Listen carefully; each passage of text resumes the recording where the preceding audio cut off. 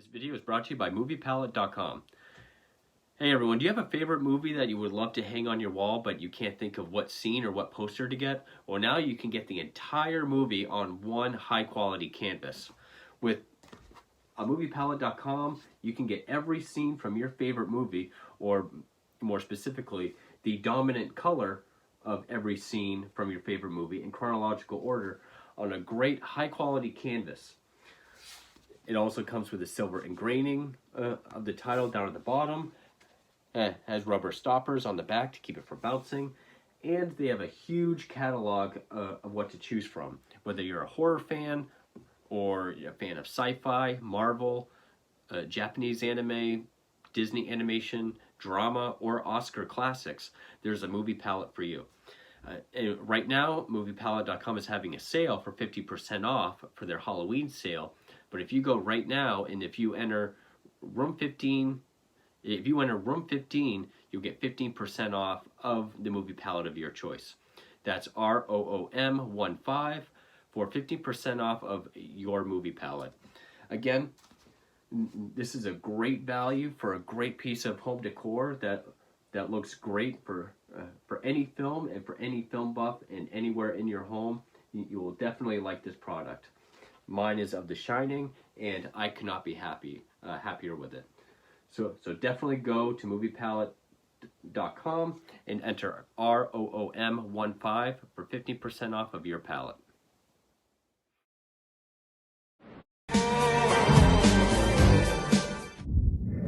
Hey horror fans, welcome back to 1237, back with another review.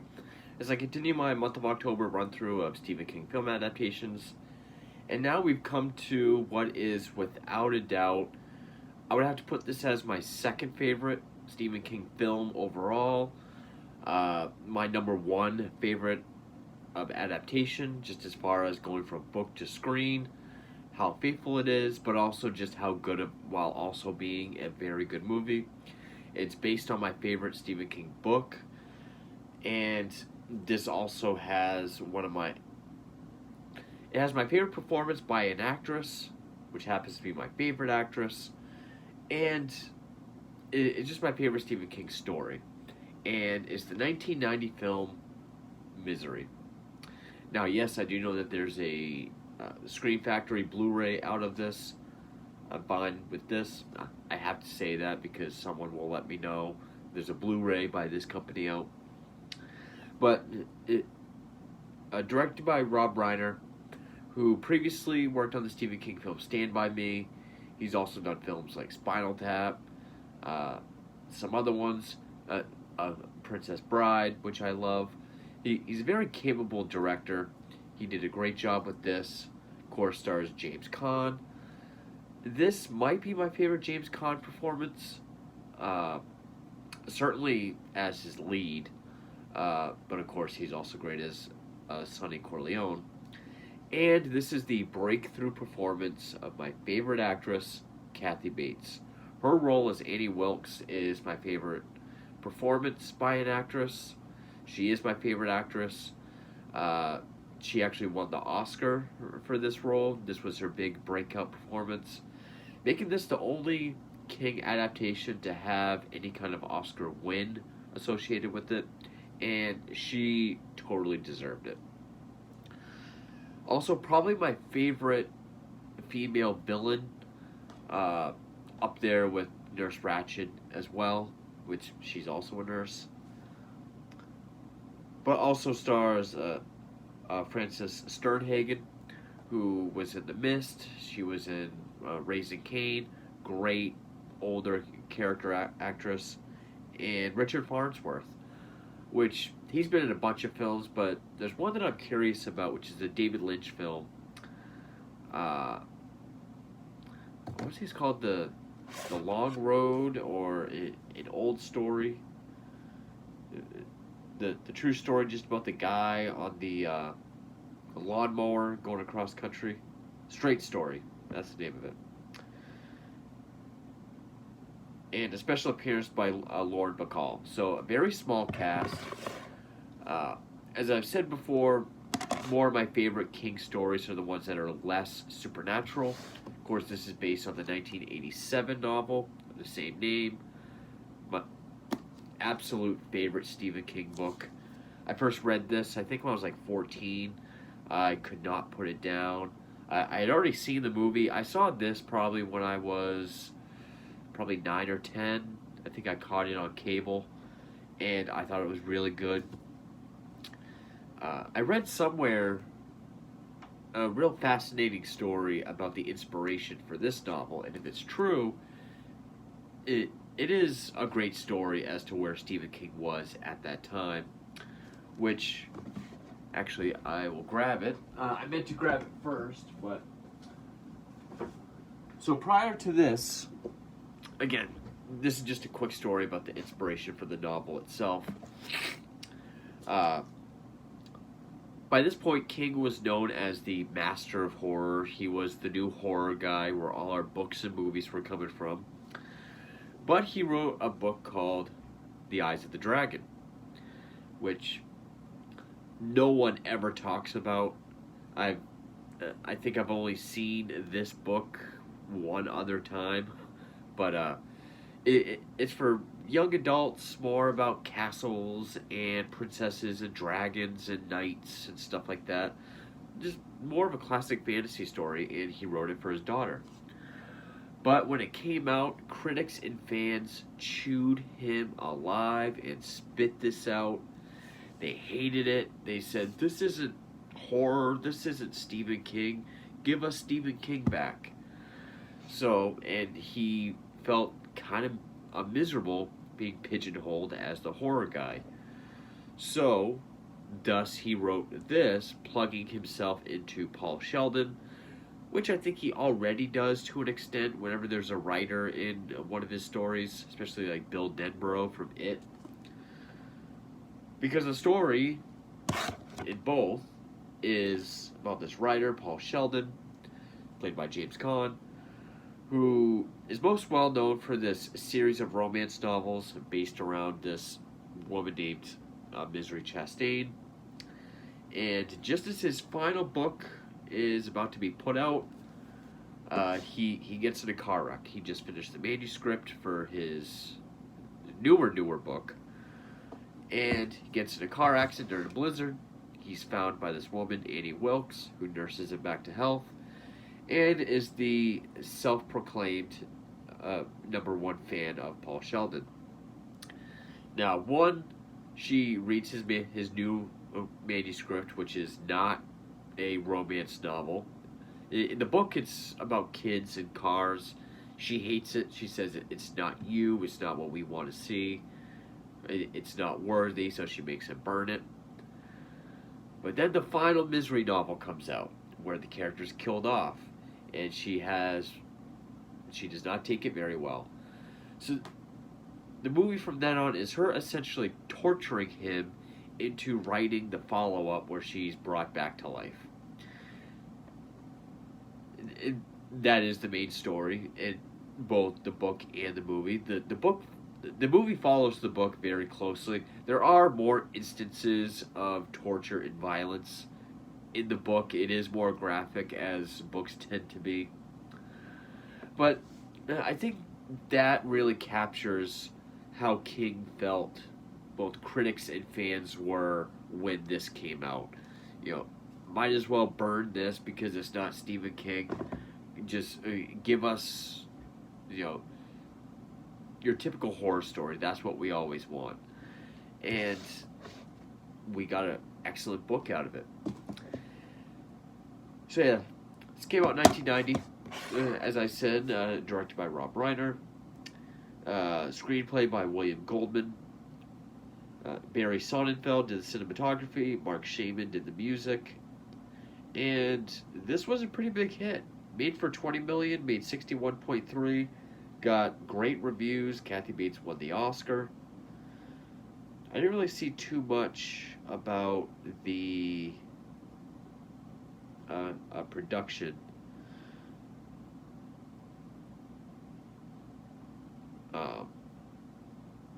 Other than who was offered the role of Paul Sheldon, like William Hurt twice, Kevin Kline, Michael Douglas, Harrison Ford, Dustin Hoffman, which would have been interesting. Robert De Niro, which would have been interesting. Al Pacino. Richard Dreyfuss probably would have been interesting. Gene Hackman, Robert Redford. They all turned it down. Warren Beatty wanted it, but then he was doing Dick Tracy.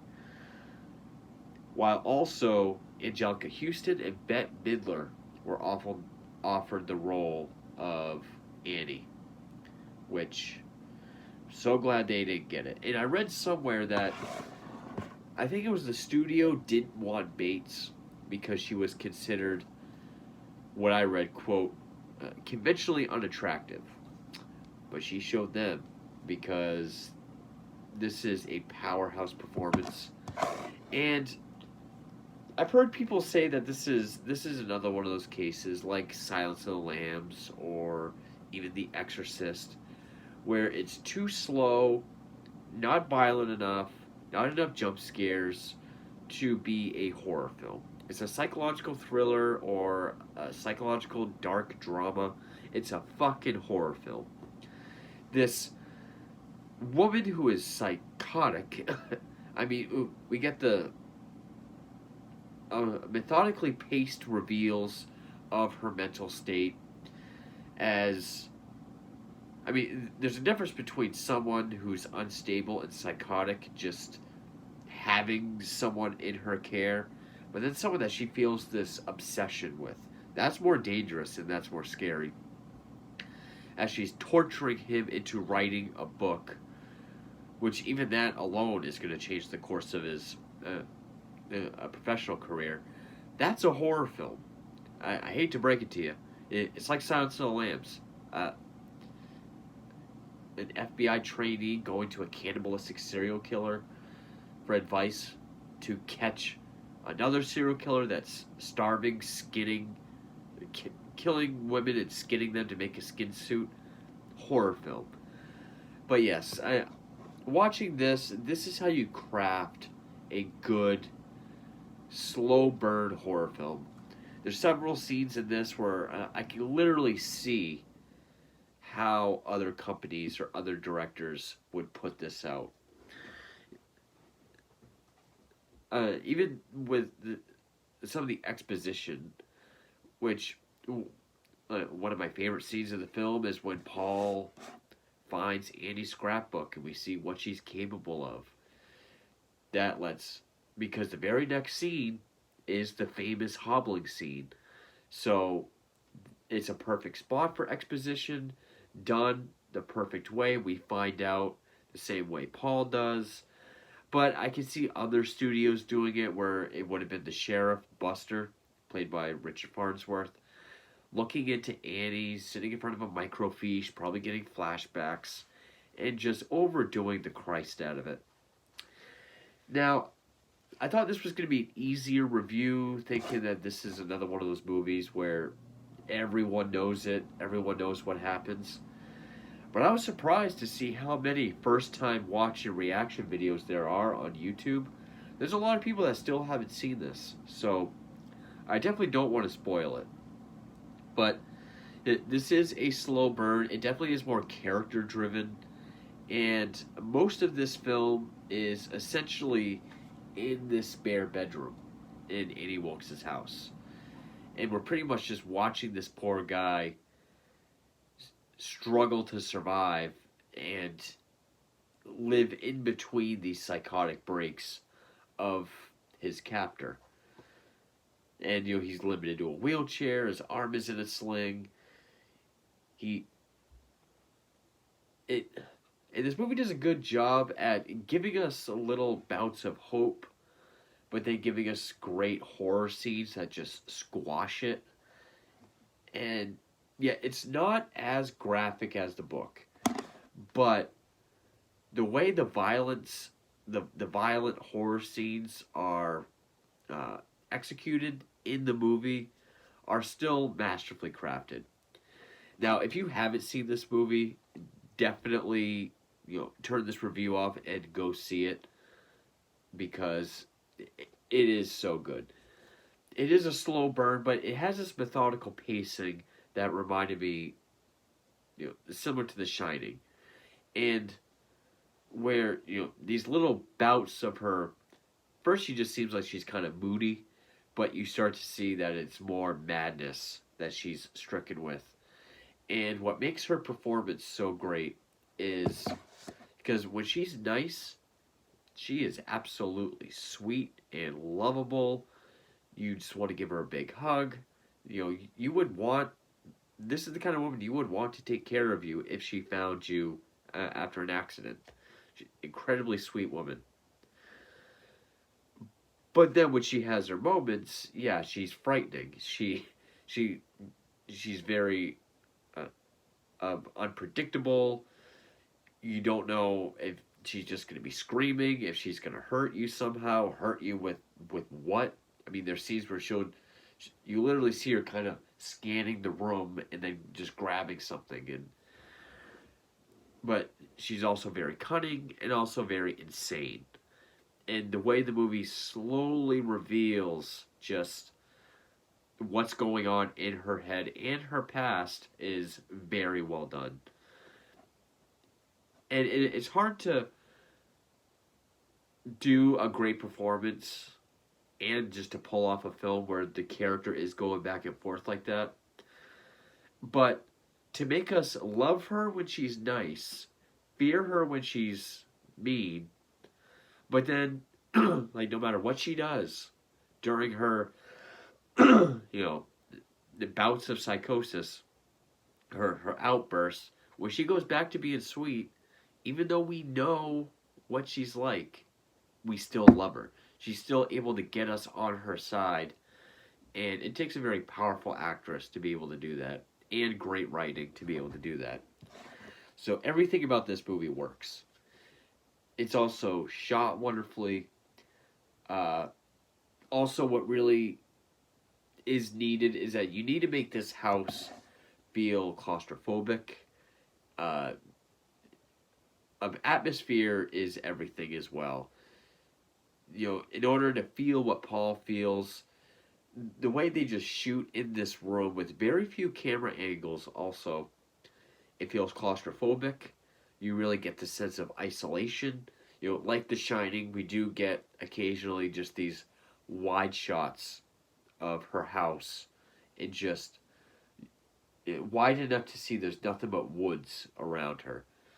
So you really get the sense of isolation and also just this sense of hopelessness that no one's coming. There's no way out and no shape to really go out and save yourself. How will he survive? Excellent movie. I've loved it ever since the first time I saw it. I loved the book when I first read it. If The Shining wasn't my favorite movie of all time, or if it wasn't Stephen King, this would definitely be my favorite Stephen King movie. It is my favorite adaptation, but Shining still beats it overall as far as just a movie goes, but I absolutely love it. Again, if you haven't seen it, I cannot recommend this enough. So definitely go check it out. But spoilers now. So as I said, the pacing is very methodical, where, and one, it doesn't waste any time. By the end of the opening credits, he's already had his accident, getting pulled out of the car. At first, you know, she's very sweet, she's very likable, and I've seen the first episode of season 2 of Castle Rock, that show that's based in the Stephen King world, where season 2 is built mainly around Annie Wilkes, with I think her name's Lizzie Kaplan. Seen her in a bunch of things before.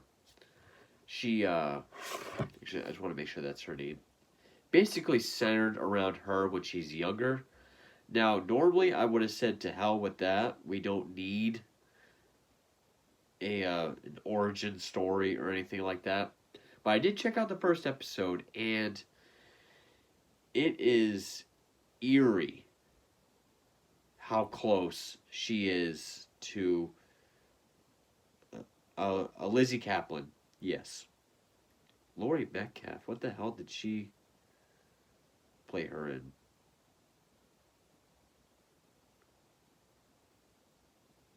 Oh, Broadway. I would love to see a Broadway show of this. Laurie Metcalf, Aunt Jackie as Annie Wilkes. God, that would be fantastic. But yeah, it's eerie how well Lizzie Kaplan plays Annie Wilkes, just like Kathy Bates. I mean, it's almost frightening how close she is. So I've seen the first episode. I've meant to watch it through, but I don't really have time for shows. I would like to go back and watch more of it, though. But, so, she's very sweet. She's very likable. She doesn't even swear. She has her own little euphemisms like oogie and cockadoodie, a dirty birdie. She has her own little phrases. And the first time we get mad is when, or we see her get mad is when she's telling Paul her thoughts on his new manuscript that's not a misery related. 5 pages in, she says that the profanity bothers her, and he just makes a comment how everyone talks like that. So she flips out, even spills some of the tomato soup. Like, look there, do you see what you made me do? So it's just enough to see that she has a switch that can be turned on like that. And then, of course, the next time, and I really like the build up to show how obsessed she is with this book series. Because every conversation they have, she talks about what page she's on in the new Misery book, how good it is, how she loves his writing, what the character means to her. It is built up so well, and we know that the character dies. Because in the beginning, when there's a flashback with his agent talking about the first edition sales for the book, saying like, and she says, Misery has done so much for you financially, and you go off and kill her. And he says, I never wanted to write her for the rest of my life. So we know that Misery dies. So it's even very suspenseful, even when there's having a conversation, and she says, like, I'm right at the end, and I gotta know what happens. And then it just cuts to the moon, a shot of him in bed, at night with no lights. You just hear the door click. And when he looks, she's just standing in the doorway like, you dirty bird. And he didn't just flip the switch. He fucking, cranked the lever on it. And this is when we get the psychotic, like, this isn't just, tipping off a mood. Like, she's grabbing the bed, like, I don't want her spirit. I want her. You murdered her. And then, she looks around, grabs, like, a stand for a vase, breaks it above his head. And, and then from that point on, she makes him burn his manuscript. And she does have these sort of grandeur ideas that people with various mental disorders have, either borderline or antisocial or various psychotic disorders, where she says, God delivered you upon me so I can show you the way. So yes, burn this nasty book, and now write this new one that will correct what you've done to Misery. And even when he says that this paper won't work in the typewriter, she takes the box and slams it in his lap. Of course, he still has 2 broken legs. And we do get these small bits of hope throughout the film, where Paul finds a bobby pin, so he's able to get out of the room. He's in a wheelchair, so he's a bit more mobile. We don't quite know what he's doing, but there's several scenes where he takes his pain pills and he stuffs them in his mattress.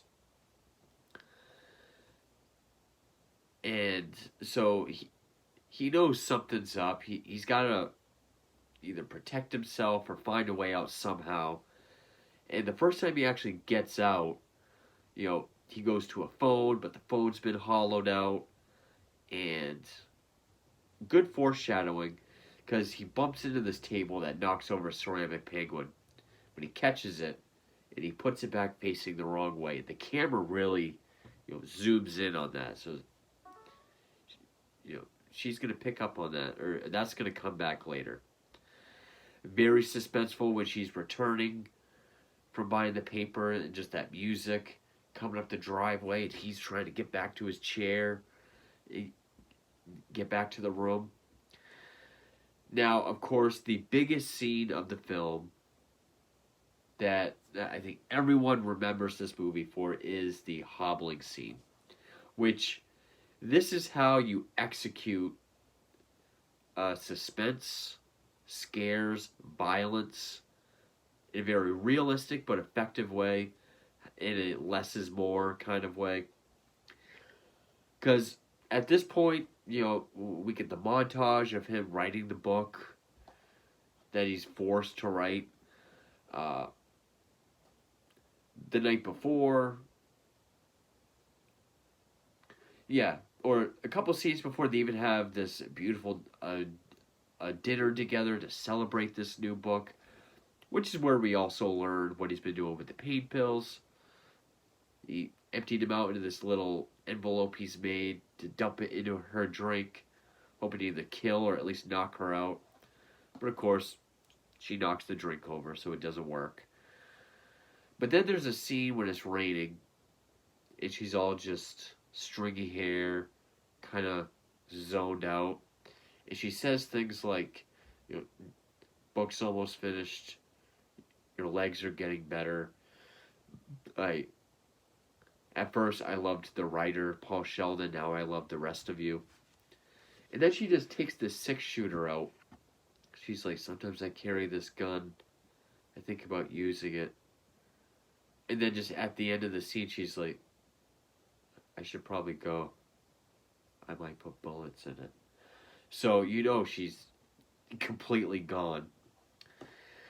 But, they have this wonderful dinner where she's, perfectly happy and sweet, like we've seen her. But then right after that with the gun, we see him, he's got out again, he grabs a knife, so now he has a weapon. And this is the exposition that I was talking about, where he's wheeling through the house and he sees this scrapbook. And I know the book goes into it more, but he's flipping through it and there's all these articles about these mysterious unsolved deaths involving patients, babies in the maternity ward, articles about how Annie is now head nurse, but previous head nurse, falls to her death. All these deaths that she's involved with. And again, with Paul seeing that, it makes it more effective because obviously we're plugging ourselves into Paul. So that way, the next scene, which is him waking up, her standing over him, putting the needle in his arm, him passing out, and then when he wakes up again, he's strapped down to the bed. So by putting that exposition, and I know I've said exposition is bad when it's overdone, but here it's effective because putting that exposition right before this hobbling scene, we now know that death, murder, further torture than what she's already done to him is not a problem for her. We know that she's capable of it. But also, with Paul finding it, he now knows it. It wouldn't be as suspenseful if this was any other movie where the Buster character, the sheriff, who's looking into the disappearance of Paul Sheldon, was looking into Annie Wilkes, and he was at the library looking through some microfiche and puts it all together. That, sure, it explains more about Annie to us, but it's more effective when it's the guy that's trapped in the house with her finds out what she's really capable of. And so then just the scene itself, we come up, he's strapped to the bed, we don't know what she's going to do. Talks about how she knows he's been out, he's been able to get out of his room. She holds up the bobby pin key, so we know he loses that. He's feeling around for the knife under the mattress. She holds that up. So now he doesn't have a weapon. And it's just more. And then she talked about what hobbling is and how it was used during, like, the days of coal mining, mining for diamonds. And people that stole diamonds, this was something that they did. And she just pulls out this big block, puts it between his bare ankles. And again, we don't quite know where it's going, but it's just these slow reveals. And the music is this very, sad, weepy kind of violin that does build, but not in a suspenseful way. Just in a more tragic way, it sounds like, which makes it even more effective. So all these slow reveals, like, we just see the block, then we see his face, like, whatever you're thinking of doing, please don't do it. And then we just see her as she holds up this big, beefy sledgehammer. And that's when we start to put it together, like, this is not going to go well. And this isn't a very violent movie. I mean, we haven't seen anything really violent up to that point. I mean, maybe when she just slams the book down on his lap, that's about as violent as it got. But, she's talking about, like, shush, honey, it's okay. It's for the best. She just cocks back, and it's a quick frame. But we just see that foot between the block, just, like, the leg is so stiff that the foot just, and it works. It's not up close, the camera's, like, up by his head. It's quick, but just hearing the sound of the wood when she puts it there, that way we know there's heft to it. We hear the hammer slide across the floor when she first picks it up. We can see the weight to it, and we can almost hear the whoosh. And that's the only one we see. When she goes over to the other foot, we see her swing, but then we cut right to Paul's face. We hear the crunch of the bones, but we don't see the foot on this one. Because where we saw the first one, my eyes are watering. Just seasonal allergies driving me nuts. We have that image. Now again, I know some people would say, well, it should have been right up close, showing bones stick out of it. No. More effective this way. And Reiner knew how to pace this scene, how every reveal gets us closer and closer, reveals more of what she's going to do to him. And then just showing that foot lop over for just 1 second was all we needed, because people still talk about that scene. People still get squeamish over that scene, even when they've seen it, 40 times. And I like how we don't see the second foot, but hearing the noise and just seeing his reaction is still plenty effective. And, he sold it. James Caan sold it. I buy he's in that pain. And then she ends it with, God, I love you. Which, there is something about people doing things to other people that they think is out of love, out of this obsessive love. And then there's just other scenes where, you think, well, before I get to that, yes, in the book, he was not hobbled. As the cover shows, she has an axe. Yes, in the book, she does take an axe to his foot, then cauterize it with a blowtorch. There are other scenes, like she cuts, I think, one of his thumbs off with a knife. She messes him up in this book. She even goes away at one point for like a whole weekend and leaves him out in the shed, almost freezing to death. There is a scene from the book that was shot, but I'm glad they cut it, and I don't know if there's any way you can see it. No one's ever posted on YouTube. I don't know if it's ever seen any kind of light. But obviously there's the scene with Buster, who's gotten hints about Annie. He's looked into her. He goes to her house to look around, doesn't see anything. She drugs Paul, puts him down in the cellar. But then as he's leaving, he wakes up, calls out to him. Buster goes back in, finds him, and then just out of nowhere, just from behind, she has a shotgun. There was another scene in the book where this officer or deputy shows up, and Paul's in his bedroom window, like, help me. And out of nowhere, Annie just comes up with a lawnmower and just pushes it over him. But they cut it because they said it looked too silly. It was so violent compared to everything else that had gone on in the film that totally it was more comedic, and totally it was just off. It almost became like just like slasher territory, which this movie is not. So they cut it, and I think that was for the better. I know there'll be people that will say, give us the carnage candy. Give us all the, show it. There's a thing called tone and consistency, and this movie does do a good job at having that. So again, just bits of hope, where someone finally shows up, but he's killed. And now her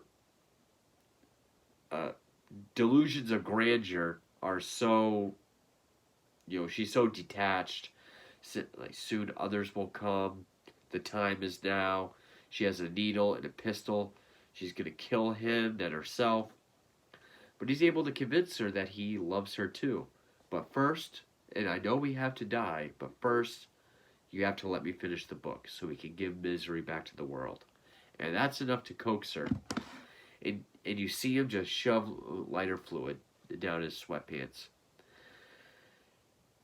And again, I love the climax because this seems to be when Annie Wilkes is almost at her sweetest. When she's bringing him his ritualistic stuff when he finishes a book, the champagne, which she does mispronounce. Well, the way she pronounces Dom Perignon is kind of funny. But the way she brings him his champagne, his cigarette, and just the way the light makes her eyes sparkle and her teeth sparkle, and she's so like, can I do good? Even after everything we've seen, we still love this woman. Like, in a way where you just want to hug her. She's so sweet. And that's the power of Kathy Bates. And he's like, oh, but now we need 2 glasses. And when she comes back, the book is in a pile, covered in lighter fluid. He's got the match. And he does light it. And of course, she just goes for it. Then he just bashes it over the head with a typewriter. Now, in the book, I think it says that he took the book he was writing, stuffed it under his mattress. It was just a stack of papers. And I think he did end up publishing it. But I do like the fight sequence, because it's really what the whole movie's building towards. A lot of overhead shots, which it's a very interestingly shaped bedroom as well. Overhead shots of them just like rolling over on top of each other, grabbing each other's hair, bashing it into the floor. I do love the line when he just takes a handful of charred paper. He's like, you want it? You want it? Eat it. Eat it till you choke, you sick, twisted. Fuck. I always laugh just at how he says it. And, knocks her out. He's crawling away. She gets on top of him again. And he takes a ceramic pig. And, just bam. And she dies on top of him. Now, I know in the book, he passes out. She ran to get a chainsaw, but I think died of hemorrhaging outside. But then we just cut to 18 months later, where his agent suggests writing a nonfiction book about what happened. He says, you want me to write about the worst time of my life, just for a few pennies? Saying how, in a way, she did help me. And then, he's like, I do love the scene. I love how he says it. I love how it's shot. How he's sitting at the table. He's like, it's funny. Even though I know she's dead, this waitress comes around the corner. It's Kathy Bates in a waitress outfit holding up a knife. He's like, I still see her every once in a while. As he's seeing her, but it's this other woman. She says, I'm your number one fan. He smiles, says that's very polite, and a movie. But I do like how the fight scene is shot. You know, it's not too flashy or cutty, because it really is just two people rolling around on the floor just trying to get the best out of the other one. But overall, it is very, very close to the book. It's very faithful to the source material. Again, this is a bit more graphic, a bit more violent, but, you know, there are some things that work better on paper. For the sake of the tone of the film, I do think switching the amputation to a hobbling fits more. It definitely fits the tone, it fits the pacing. I believe it was the writer of the screenplay thought that would just make us hate Annie and not go back and forth between sympathizing with her and even liking her when she's in her good moods. And I can see that, but I think it's just more totally it would have fit. Because this is such a character-based film, and all the horror and the suspense is more character-based rather than violence-based.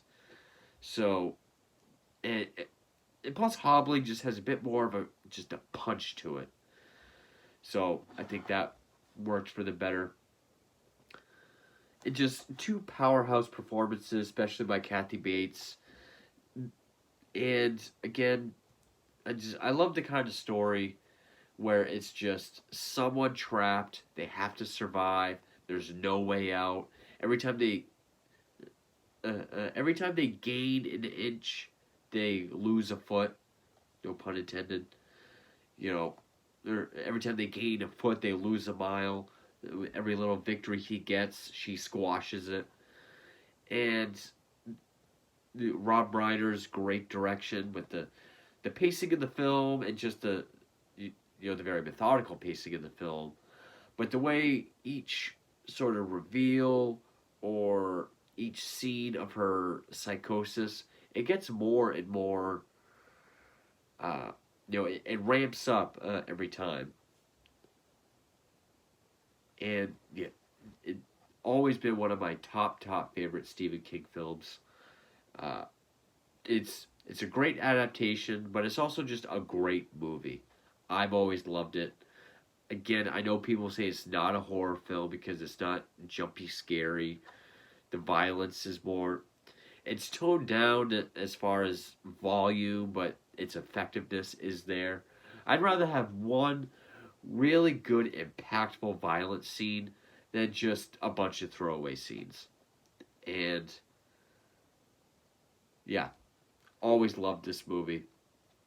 Definitely second favorite Stephen King film, favorite Stephen King adaptation, favorite performance by an actress, also my favorite actress. Love this movie. So that's Misery. I have a few more Stephen King films to get to. I'm sorry this went on for 40 minutes. I did not mean to do that. But I have a few more to get to. I might go pick up a few more. I do want to do some anthologies as well. But I will have a couple more A24 films coming when they finally come in. So stay tuned for those. Hoping this is going to be a good October for you guys. And thank you for watching.